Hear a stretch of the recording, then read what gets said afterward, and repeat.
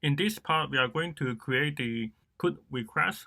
And to create a put request handler, this is very easy because this is actually very similar to the delete request. And since we are also used this ID to edit the specific document, so we can directly copy this.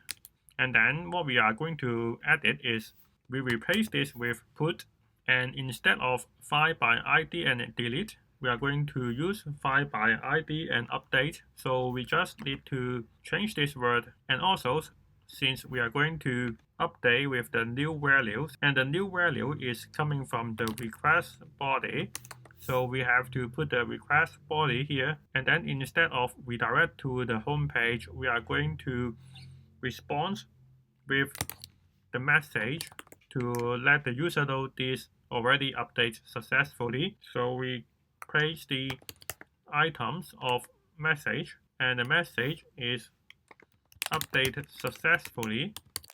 So we already finished the put request.